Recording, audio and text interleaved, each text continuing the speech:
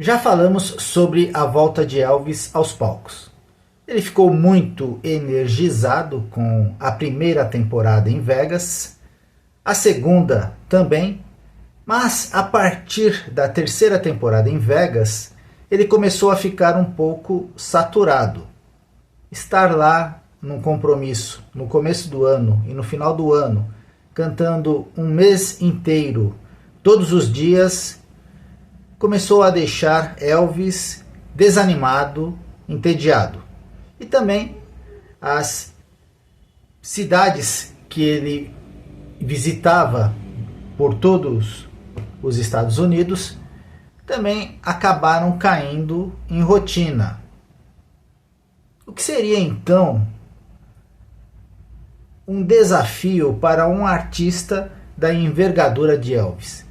Seria então, claro, o caminho a trilhar óbvio seria então a turnê internacional. Ainda mais que Elvis tinha uma multidão de fãs na Inglaterra, no Japão, principalmente, e na Europa como um todo. Bem, Jerry Schilling, em seu livro, vai nos contar a vez em que ele tentou intermediar essa questão entre o desejo de Elvis, que ele percebeu em uma conversa, e o seu empresário, o coronel Tom Parker. Bem, meus amigos e minhas amigas, vamos ao texto. Elvis queria fazer uma turnê internacional. Uma noite, ele me disse sobre o quanto queria ir para o exterior.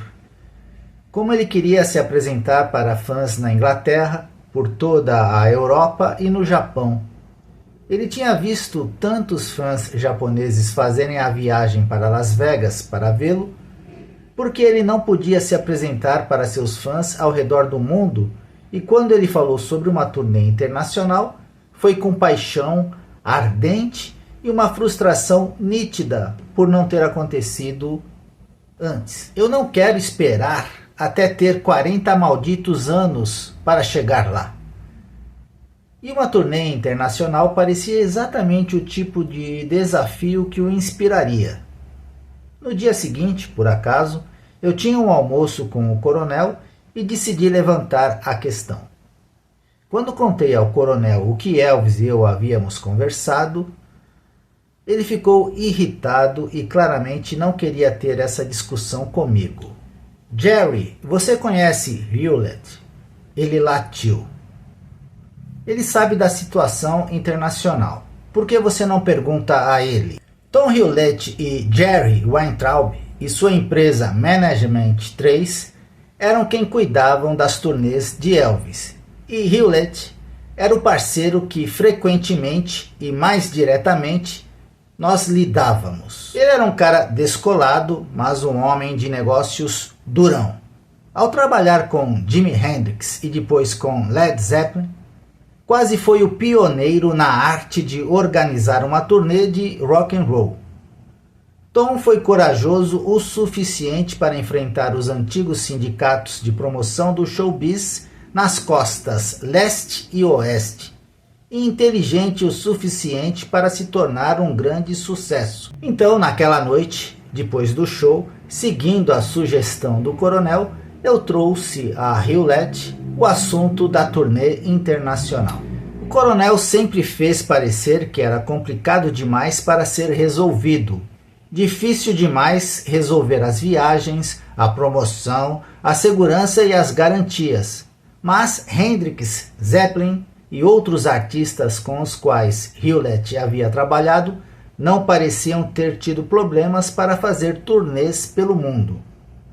Perguntei se, teoricamente, poderíamos resolver todos os arranjos e especialmente a segurança para Elvis fazer um show em Londres que pudesse ser promovido em outras cidades europeias.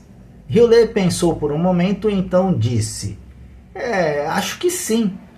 Conversamos um pouco sobre como parte da programação funcionaria e parecia que, no final da noite, algum progresso em direção à Europa havia sido feito. No dia seguinte, o coronel e eu estávamos caminhando juntos pelo corredor do Hilton Hotel em San Antonio, quando eu abordei com a proposta. Coronel, Hewlett disse que podemos fazer isso. Ele acha que podemos resolver isso se Elvis quiser fazer uma turnê no exterior. O coronel parou no meio do caminho, jogou sua bengala no chão e disse: droga, se você quer fazer isso, então você que cuide da carreira dele. Havia duas mensagens que ficaram muito claras para mim naquele corredor.